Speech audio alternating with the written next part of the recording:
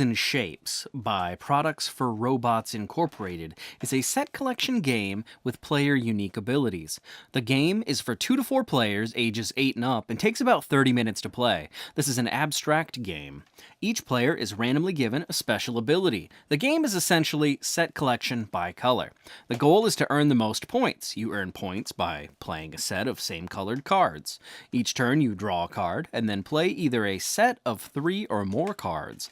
Play a black card, or do nothing and pass your turn. Once a match set is played, it is given a number of points based on the size of the set. An example is a match of 3 is worth 3 points.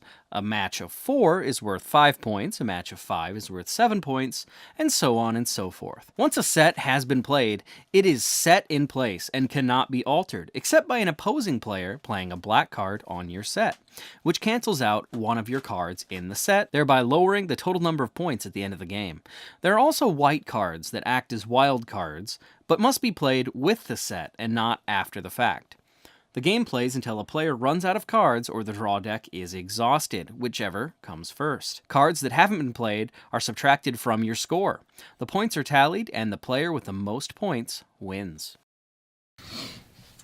Alright, so now on Gamers Remorse, we're going to go ahead and review Colors and Shapes, a game currently, or soon to be out on Kickstarter by Products for Robots. So let's start off with you, Brian. What do you think about the look and feel of the game? Now, this is a game that we had previously played before, for those people watching at home, called Metacell Genesis. Now it's been rebranded as Colors and Shapes, more of an abstract theme than their previous space theme. Yep. What'd you think? I really liked this interpretation of the game, because previously you felt like you were trying to interpret this world that you weren't super familiar with. Whereas now it's quite literally red triangle, violet rectangle, green square, blue circle, and I love the simplicity of the design. The best word I can think to describe it is just it's very crisp. And then you have, before you had various people, now you are the color and the shape, and you get the bonus for playing that. You know, and like they have these awesome icons for each of those. And I gave it 2 out of 2 for look and feel. I mean, I can't think of anything I would change for this game. But what do you think? I mean, the cards, great quality. I really like the cards, very sturdy. But what do you think? Would you agree? Is that too high, too low? It can't be too low or too high. Before I get into whether I agree or disagree, I'm going to go ahead and say the cards pop, right? Before, the cards also popped, but it was a little bit theme to an unfamiliar theme for us, so we were trying to grasp at that. This, as Brian had said, it's nearly vector-based. Well, it probably is all vector-based, but it's so clean. You use the word crisp, but it's clean lines, you know, clearly probably vector-based to some degree, so they could scale it as needed. But it's very easy to read. It's colorblind friendly. I really like the way it looks. However, I only gave it a 1.5 out of 2. The reason for that is it seems like it was so clean that it was almost missing something, but it could just be my own interpretation, you know, of it. But it seemed almost like, you know, when you buy like an Apple product or a Google product, it's very clean. You can tell it's been refined by a whole studio of artists. That's what this feels like to me. So I don't think I could give it a higher compliment than that in any game. But it just seemed like it was so clean that maybe I was missing something. But again, that ties back to the Apple-esque or Google-esque design format. So I gave it 1.5. I could go 2. So we could split it down how the middle. about we go 1.75, because clearly you aren't cultured enough to see a wild All right, 1.75 because I'm not cultured enough. We're going to split the baby. Yeah. I like it. So 1.75 for look and feel. Balance and mechanics? In mechanics, I gave it 1.5 out of 2. It's been described as a Rummy Uno mashup. Very much that. Very simple set collection, draw, and play game with a fun little hose your neighbor, right? By playing these black cards or helping yourself out with the white cards. Also the special abilities, that's where this game really excels. And that's what we said before with Metacell Genesis. The special abilities is where this game finds its home and just truly becomes its own thing. You know, otherwise it would be Rummy Uno. But The special abilities, I cannot say that enough, makes this game. Yep. And the game goes so fast. It's beautiful. That's the best way I can describe it. Mechanically, I should say it's beautiful. I did give it 1.5 for the graphics. But again, 175. also 175, right? It's a very elegant design. And so I cannot speak volumes enough. It's very easy to learn as well, as you saw in our previous piece segment of our review. So I gave it 1.5 out of 2. What do you think? I think I would agree with you on the 1.5. It's very well balanced in that you have control over when and how things are played.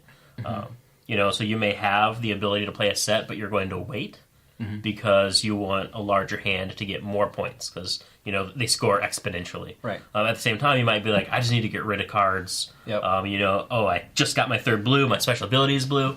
I'm playing that so I can get rid of my red card. But there is the luck, and you then draw, and there's the 2nd red card, and I have a wild, so I could have done that as a set. Yep. But it's choice that leads to that. Yeah. It's a press your luck. Exactly. So it's press your luck meets card drafting / set construction. It's like I like the way you've worded it. It's very elegant. And like the mechanics are very clean. And there are times where you have that regretful play, and you're like, I wish I would have waited to play that set. But that's all on you. Yep. At the same time, there is that I enjoy that feeling. Some people hate it, but I like thinking, I messed up. I can do better next time. So I would agree with you. 1.5 on balance and mechanics. All right. What do you think about pacing? This game is paced. I believe in Metacell, I said it's paced too well, and that made no sense. So I'm not going to say that this time, because what I was trying to say is it's too fast. For a while with Metacell, we joked about how we called it the go-ahead game, because it's go ahead, go ahead, go ahead. Right. But because of that, there's next to no downtime. There's might be a little bit of time when someone's trying to decide if they want to play a set or not. But it's paced very well. I'm going to give it a 0.75 out of 1 because there is still that almost too fast feel at times. Okay. And so I feel like it's paced well for most people, but if you have that one person who is AP prone, they're going to feel rushed. Yeah. And they're going to be like, guys, you're going too fast. And it's like, you have no decisions to make, of course. Right. And he's like, but I have all these sets of 2. And I'm like, so you can't do anything. Draw a card. But what would you say? I give it a 0.75. I gave it full points, 1 out of 1. I could probably go down to the 0.75 because of the reasons you gave. It was draw a card, all right, go ahead, And sometimes by the time you said go ahead, I hadn't even looked at my card yet because we were right on the backs of each other drawing. So, yeah, okay, I gave it 0.75, but that's interesting because this is the first game we've ever had where it's like, slow it down maybe a little bit, but the mechanics are so beautiful you don't want to slow it down. Yeah, you really don't want to. So game designers do not change this. Yeah, keep it the way it is. And one of the things is, for this specific playthrough, we played just the 2 of us. We played Colors and Shapes not too long ago with more players. We had, I believe it was Eric playing with us. And that was paced, I would say, almost perfectly with that extra player. Because you have a bit more time, to look at that card. Yeah. So maybe a 4th player, it would be so just the 3rd and the perfect. 4th player makes it perfect. 2 players, it's a bit fast. So I could see going up to 1. Okay. So I would usually play this with more than 2 people. So we play it at 1 then? Let's leave it at 1. All right, we're leaving it at 1. So don't change a thing. We're good. All right. So for theme, you might knock me for this. I'm giving it 1.25 out of 2. Okay. Right? That's where this game kind of, reaches a lull for me.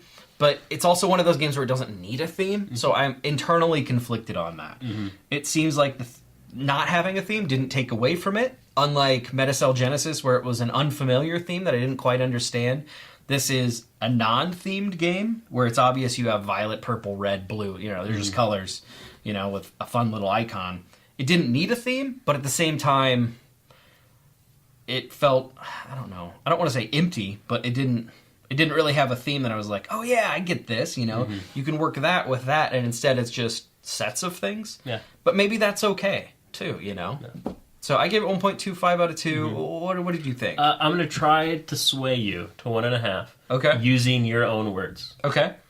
Once upon a time, we played a game called Nuene. Yep. And I hammered Nuene for its lack of theme. And Sean said, Brian, sometimes no theme is the best theme. And that's where I think this hits gold. Because you don't have to wrap your head around, oh, my blue circles are clerics, and my violet rectangles are soldiers. You're able to say, oh, I need more circles. It doesn't matter that they're clerics. Like, I just need more circles because I need a set and I need it on the table. And I think if they tried to add a theme back into this, it would muddy the mechanics. Yeah. And I think that's the problem with the initial aspect. Yeah. I'd buy that. 1.5. And that's why I was so internally conflicted, because I did like the previous theme, you know? And so with this, it's like no theme, and it's like, well, which do I like better? I don't know. Personally, I like colors and shapes. You like colors and shapes. Outside, not talking about the game, I like colors and shapes. Brian likes the idea of colors and shapes. They are kind of the foundation of art. Yes. So that makes sense. And we already covered that you're not cultured, so... Fair enough. 1.5. So let's look at how easy it is to learn. I gave it a 0.75 out of 1 because it is a very quick game to teach. Most people understand set collection. Right. So, you set some cards out and you say, hey, you need to get 3 of a kind. You put it down. Once you put it down, you can't build on it. So if you want more, then you have to hold it and play it at the time. You can play a black card to cover up somebody's green card. You have white cards that act as wilds. And, you can explain all of that really quickly and then say, let's deal the cards out and just go. And, it plays quick enough that the first game won't even count. And you can just teach it really quickly. But there's enough strategy that I could see some people, and I have friends that I game with who just don't fully enjoy set collection because of the random aspect. So I could see some people saying, they're overanalyzing or they're underanalyzing. But I mean, that's my main thought. Is it's an easy game to learn. It's quick to learn, and it's quick to pick up and start building strategies. But what do you think? I gave it 0.75 out of 1. I gave it 1 out of 1. I didn't see a whole lot of issue with learning it. It's set collection, and it's quick enough that, okay, you learned on that first turn based on what I did, let's play another game. It's one of those, like Love Letter has that as well. It's so quick that after the first time you're like, oh, I get it. All right, let's play another game. Yep. It was that for me. So I gave it 1 out of 1, but what did you have at 0.75? I could see 1, though. I mean, I could go either way. So I'm going to agree with you. Let's do 1 out of 1. 1 out of 1. All right. And then replayability, I give it full marks for that because you can replay it. And in fact, you usually do. It goes so fast that you're like, all right, again. Yeah. Again. And in fact, they say that when you're doing 1-player versus 1-player, 2-player game, it's a dueling game. Yeah. So it's best out of 2, best out of 3, but you would play twice. Yeah. Or 3 times. First to 2 wins. Yeah, figuring out who the best dueler is. Verbatim. So I gave it 2 out of 2 because of that, right? It leaves you wanting more, and the result is you play it 2, 3, 4, 5 times. Yeah. So it was just a very refreshing game to me because it was so quick and so much fun. Yeah. Well, what'd you think? I think I'm going to agree with you on that one. When I was thinking of replayability, I was like, it's kind of replayable, but it's not super replayable. But then I remembered every time I've played this, I've been like, all right, let's go on to the next game. Exactly.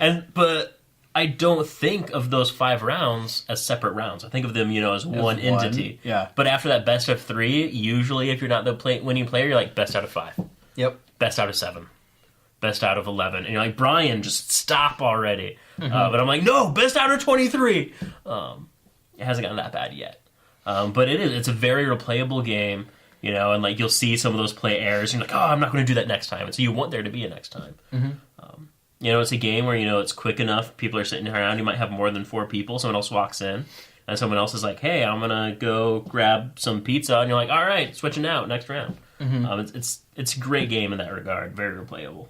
So I'm going to agree, 2 out of 2. I almost think we should call that gamer thirst or something like that. You know what I mean? Yeah. You know what I mean? Like where you're really thirsty for something, you drink it, and you're like, oh, that was good. I want another, Yep. Beer and other beverages. I don't know. Sprite quenches your thirst. Yeah. So this game quenches your thirst. Colors and shapes quenches your thirst. Gamer's Remorse. I feel like that could be an awesome propaganda poster. No? I don't know. I don't know what the... Yeah. Well, another thing we like to talk about on Gamer's Remorse is the dollar to star ratio. And this game, because of the low price at an MSRP of about $10, right? Or at least that's what their Kickstarter was previously. We think that's probably going to be similar again. The stars was 8.75. That is a whopping score of $1.14 per star, which is an insane ratio. Yeah. The only way to get that better, I think, would be to find a $5 discount game somewhere that's amazing. Or, and I'm going to throw this out, well, maybe Rook. That's pretty close, but And I found that's it's a very flavor-based game. yeah. But anyway, this game, for being a new game, right, 1.14 is a ridiculous ratio. Of course, the lower the number, the better. So 1.14, that's about as good as it's going to get. Yeah. It's a $10 game, so you guys should definitely give it a shot. This will be their second time they're trying to kickstart it. Third if you count Metacell, but definitely a great game. Yeah, but I mean, they have shown improvements. You know, when you look at Metacell and then you look at this, like, it scored better in both of our eyes and on our combined rubric. The people we've played it with have really enjoyed it. You know, and it's one of those games, I mean, I would say this could easily become one of my go-to micro games of choice. Filler game. Yeah, it would be a great filler, great pre-game, post-game, mid-game. I don't know what a mid-game is, but it would work. What more could you ask for, though, out of a filler game than being quick and you want to keep playing it? Yeah. That's ideally what you want. Yeah. So, for $10, definitely pick it up.